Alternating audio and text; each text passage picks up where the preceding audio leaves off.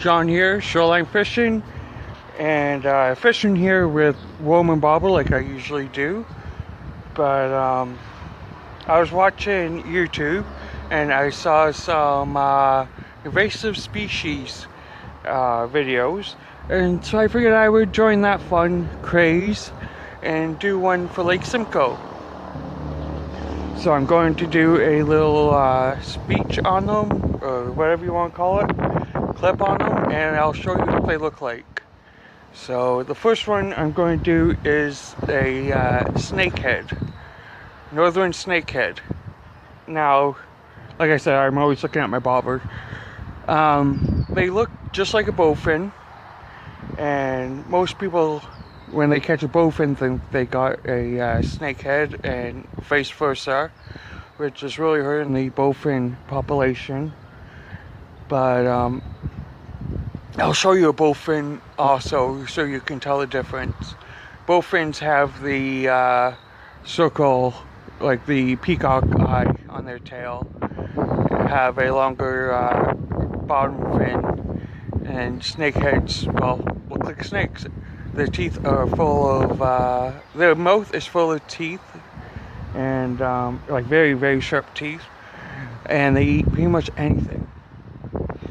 It's believed they got into the lake from aquariums. Now, the real maddening thing about these fish is that they can actually live out of water. They will, quote unquote, walk to other other water holes, so they can spread extremely fast, being able to breathe air. Let's fish.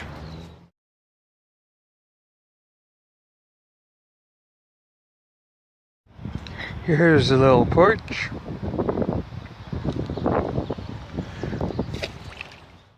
Now the second fish, all fish, but this one is more of a parasite. Invasive species is the, forgive me if I mispronounce it, but the sea lamprey, and it's very lethal to the fish. I call them fish mosquitoes because their attitude reminds me of mosquitoes. They suck on blood of fish, but these ones will suck on a fish for about 12 to 20 months. Then they detach, travel, and spawn. So only 1 in every 7 survive. This probably came by with boats. So keep those boats clean. There's a little crappie. Sorry about my finger. There's a nice little crappie.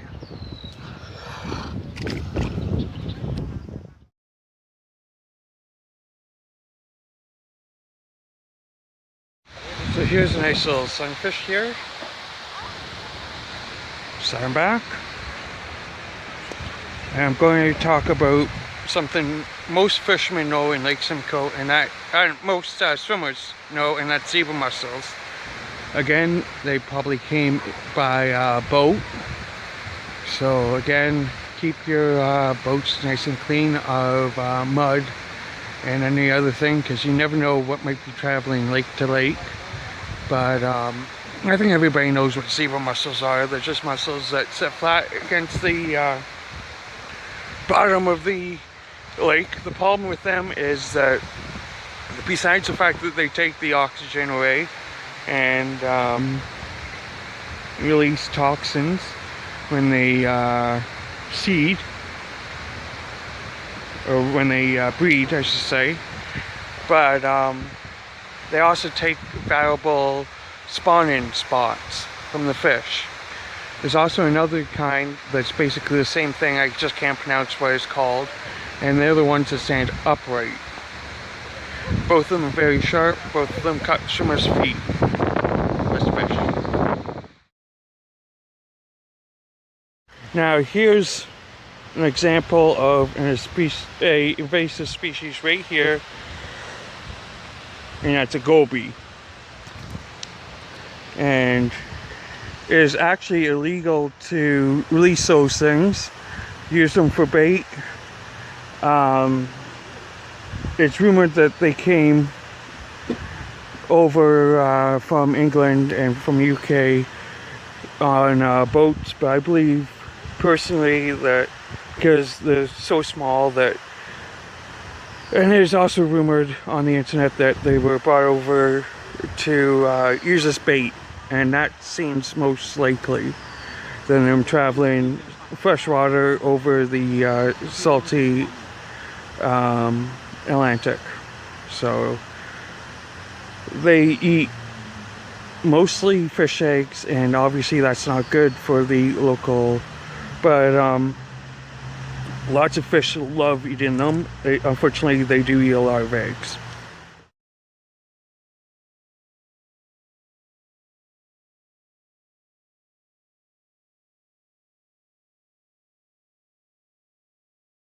Here's a nice little rocky. Actually, just a little rocky, not a nice little rocky, but still. There's a rock bass. The last invasive species I'm going to talk about is the Asian carp. Now, when you say Asian carp, it actually includes 4 different species. The big head, the black, grass, and silver.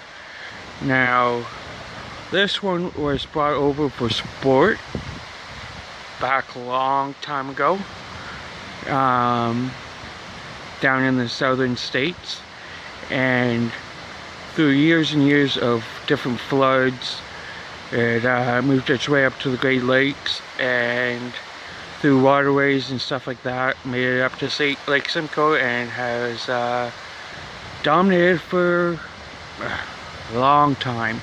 Now, the real sad thing about carp is, I think in the 90s, I remember this quite clearly, the carp had a disease, wiped out half the carp, which isn't a bad thing, but the problem is that disease also wiped out a whole bunch of sturgeon, and now sturgeon are very hard to find, and that's in part to do with the disease that carp brought.